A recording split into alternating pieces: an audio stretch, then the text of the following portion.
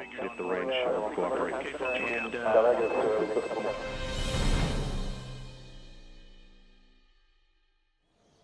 hello again, friends and loyal Wolfpack members. Chaos Within, welcome back to the Kerbal Space Program. That's right, we're going to be doing some more science today, and as of now we've made a little bit of progress as of last episode, because this is actually my second attempt at recording this one. Part 15 this is supposed to be, because what happened is I ended up recording the same way as I did the last Mass Effect video, where it was the wrong resolution and it was also no game sound. So that didn't work. And what we basically went and did is we went and put a station into orbit around the moon. We went and used its lab on board to go and generate a metric buttload of science. So we basically had 1,000 science to go and spend after we'd been done with it. And with that we got the high power electronics. We got high power electrics even. We got the electronics, and we got the advanced metalworks. So what we got is basically the best solar arrays. We got some really good batteries, some fuel cells, although I'm not really sure if I'm planning to use them or not. We also got, where are we? Here we go. We got a new relay antenna. We also got a new communitron, as well as the seismic accelerometer.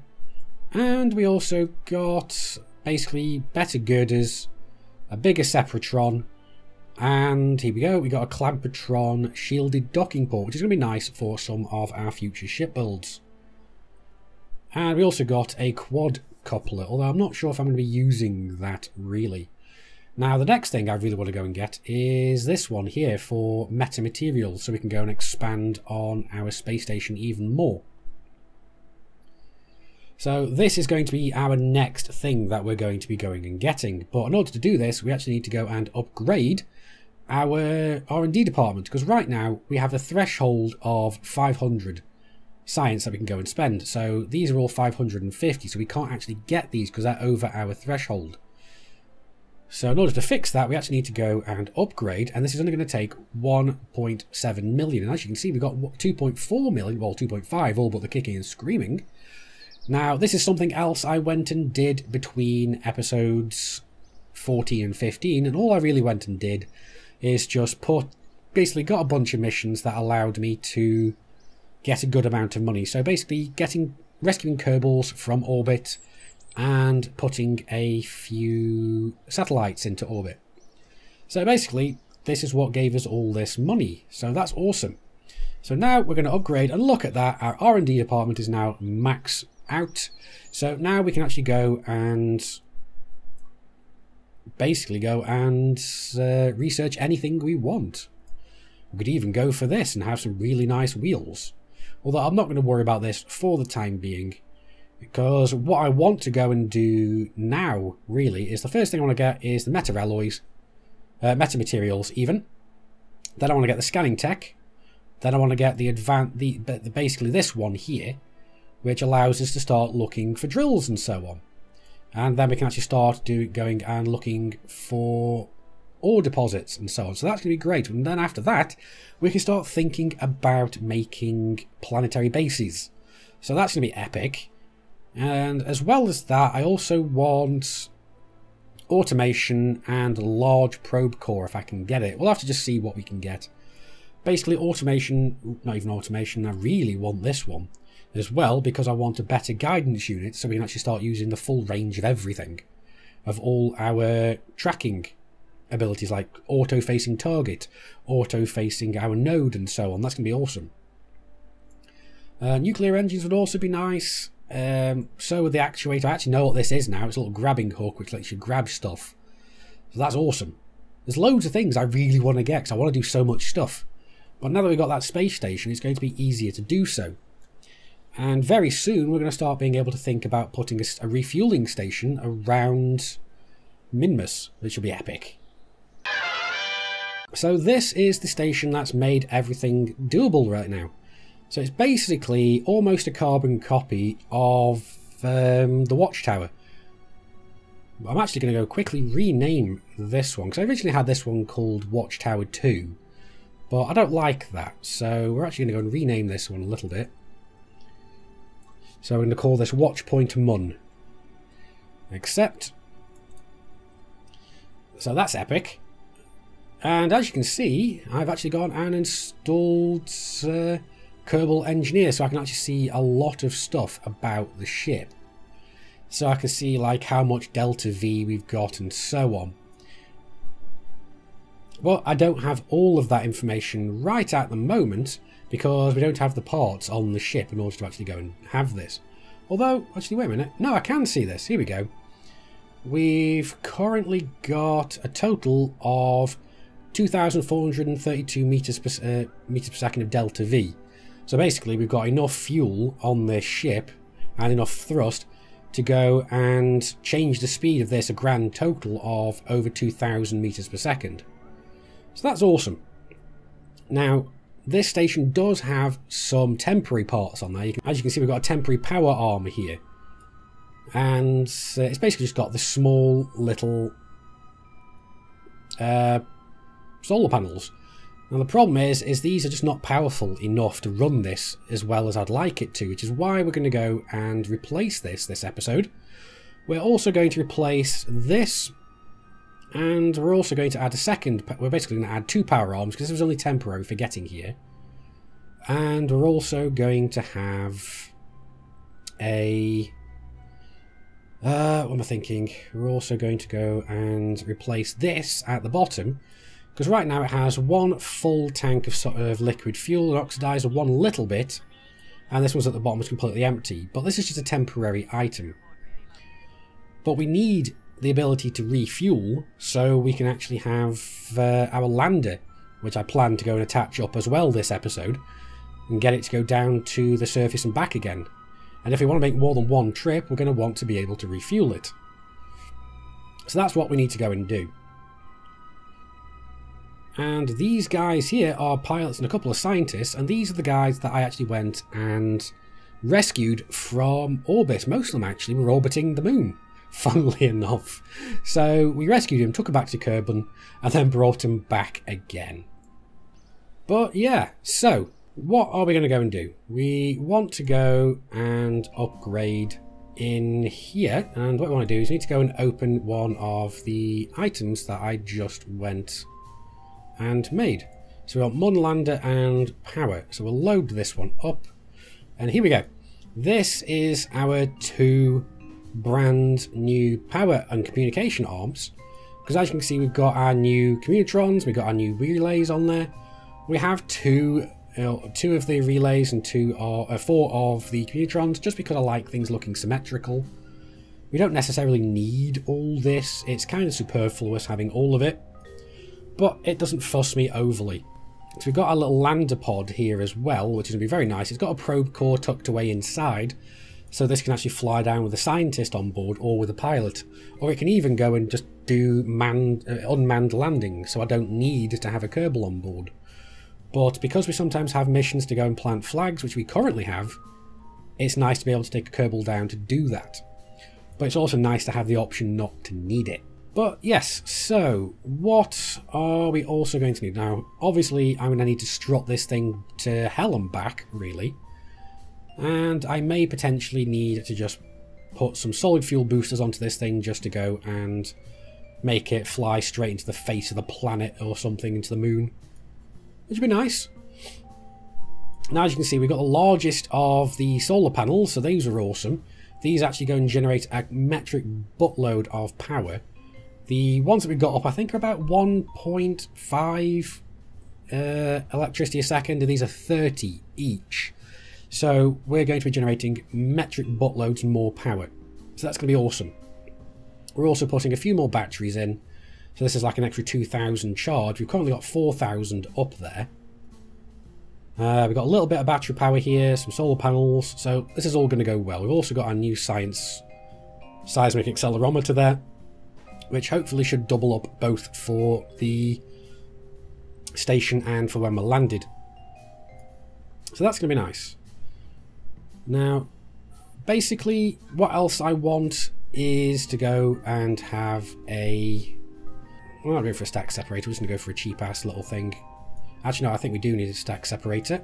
So we connect that there. I can go and attach that there like so. And then we're going to need some structural... Where are we?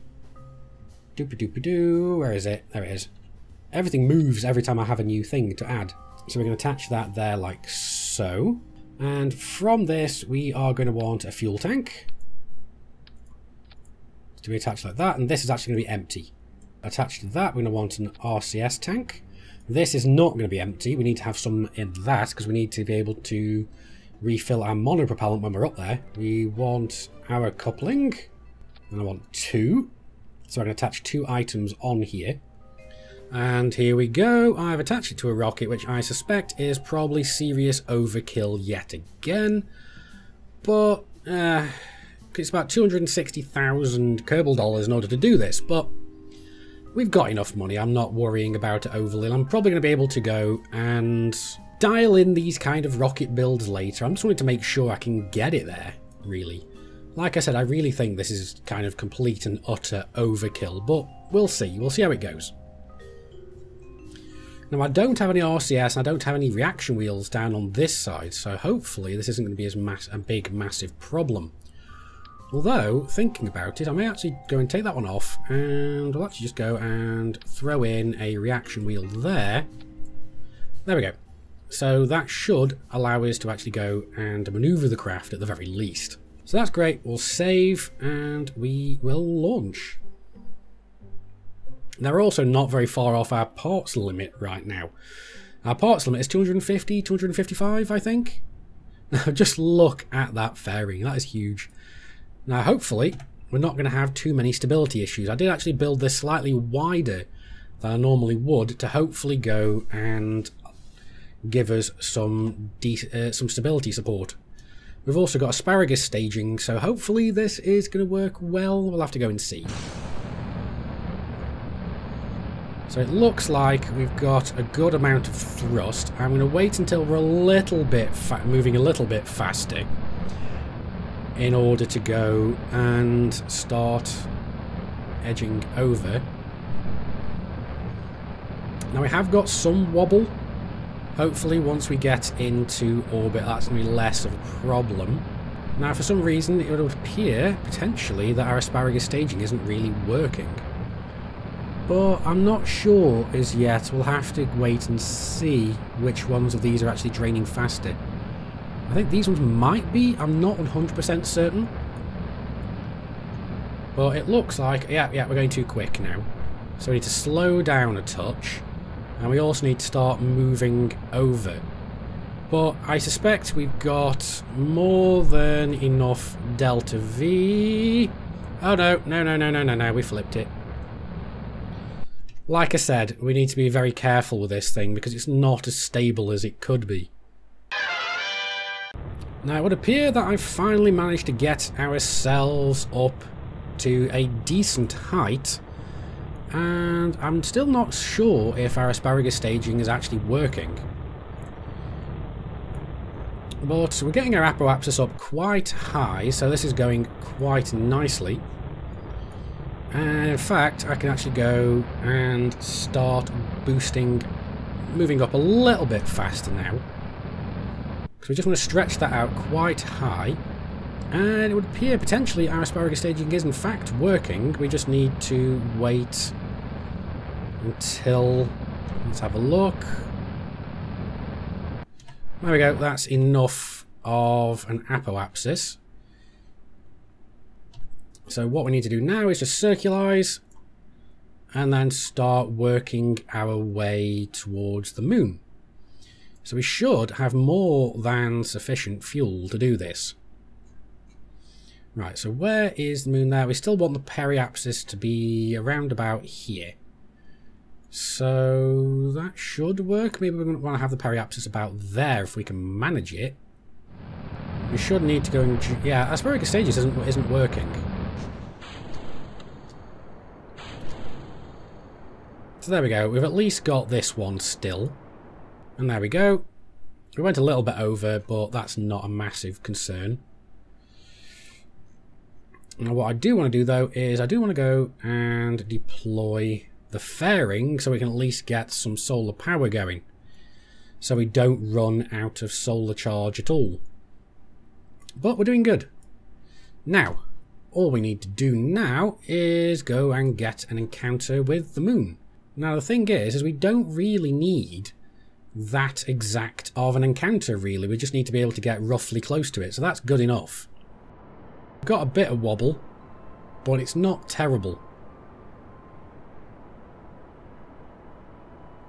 Because as you can see, I have strutted this thing quite extensively. So we're still doing alright. So like I said, we just need to go and make a basic encounter like so. Doesn't matter about the rest of it, because what we need to do is then on the way there, we'll add a maneuver, focus the moon, and you can see where we're going to be coming in. Now what we can do is come here, and we can actually fiddle with it and see very exactly where we're going to end up going. Now we basically just want to go and make a encounter with the Watchpoint. And instead of having a massive burn, we're just going to do a small one to incrementally bring it over. So you can see it moving over to what we want, and as soon as it gets roughly there, that's fine, because right now we don't need to be too precise about it. And there we go, look at that.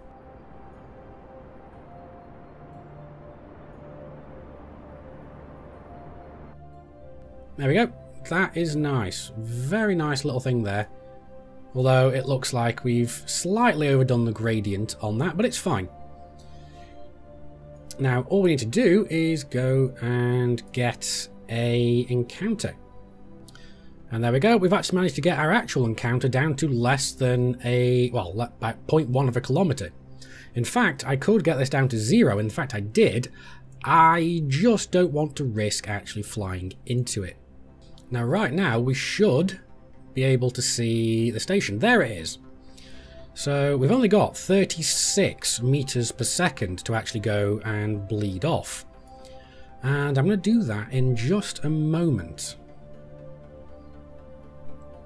But what we need to do is just make sure we get to a decent separation.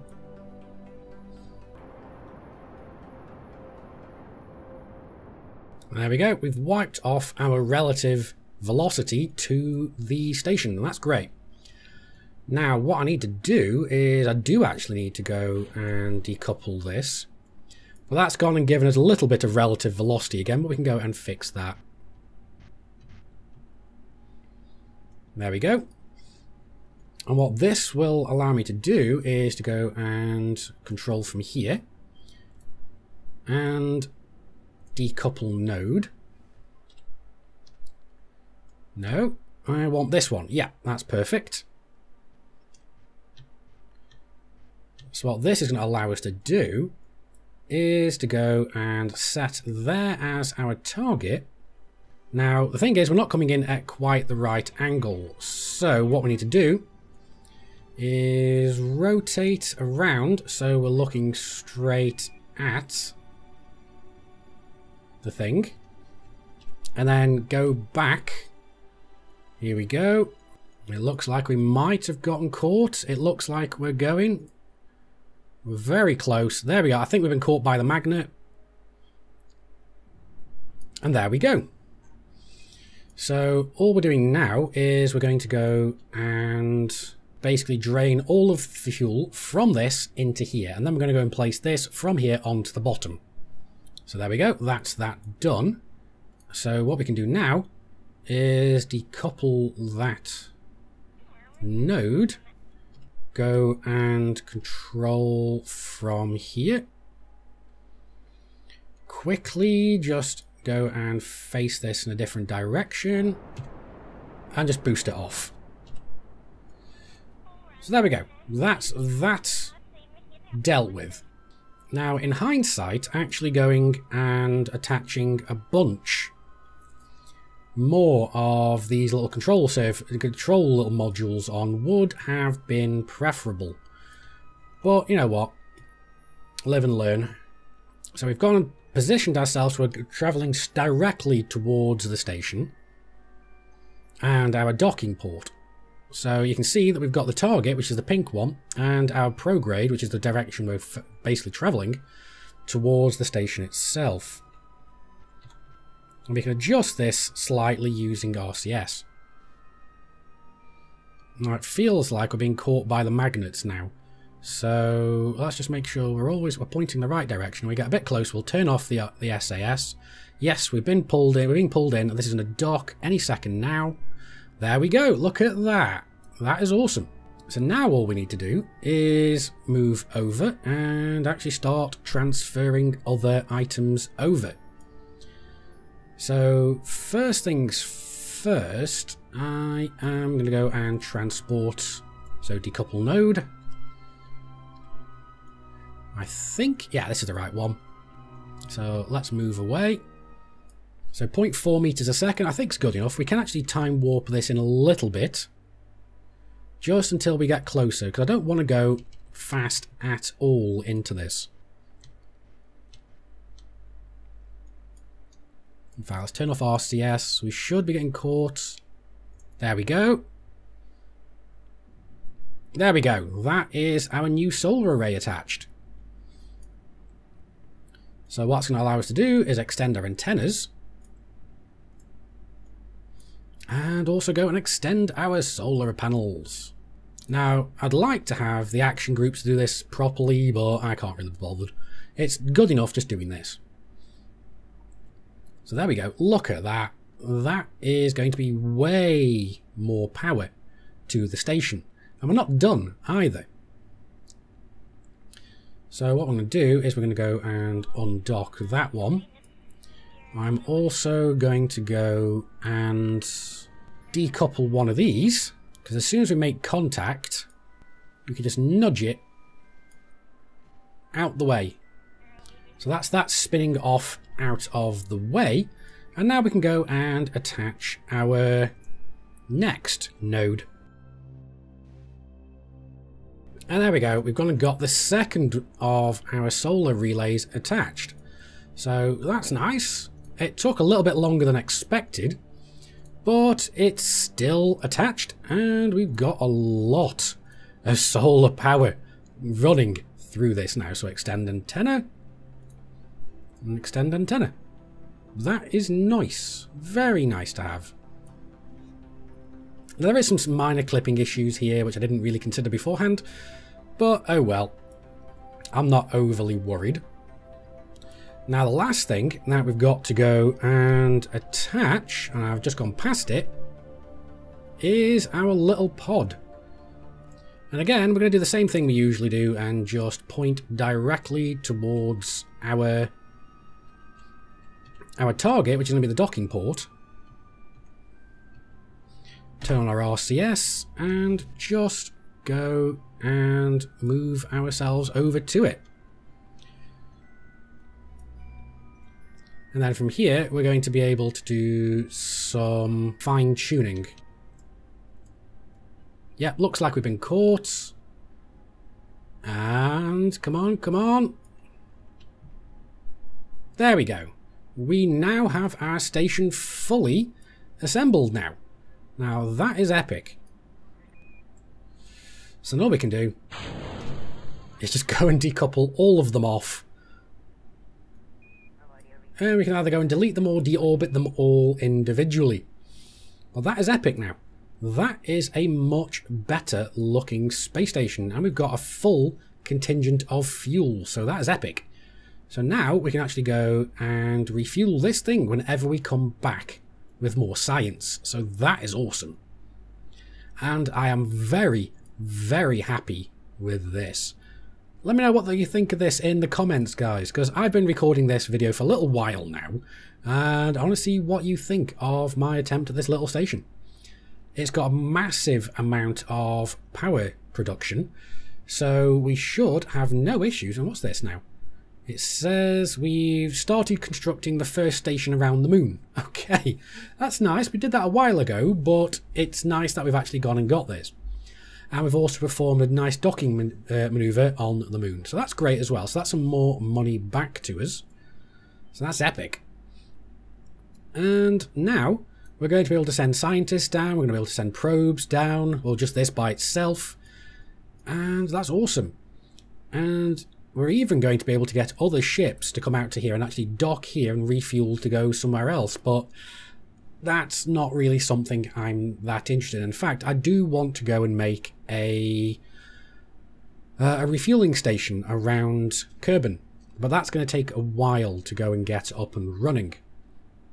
So, that's going to be it for this video. I do hope you've enjoyed it. I'm actually quite pleased with how we've gotten this station looking now. This is quite a beastly little station. Now eventually I do plan to expand on this section even more when we get our meta materials even. So we can actually get more of the station actually extending out of this. This is just like a temporary expansion on the back of it. We've got a full contingent of monopropellant there, full contingent of fuel and oxidizer, and that's epic. So anyway, thank you very much for watching the video. Like it if you've liked it, dislike it if you didn't. Neither of those good enough for you, that's what the comments are for. But I've been Commander Chaos Wolf from Sci-Fi Gaming. You guys, as always, have been epic. I will see you soon. And until next time, my fellow Kerbal Nauts, keep flying and stay shiny.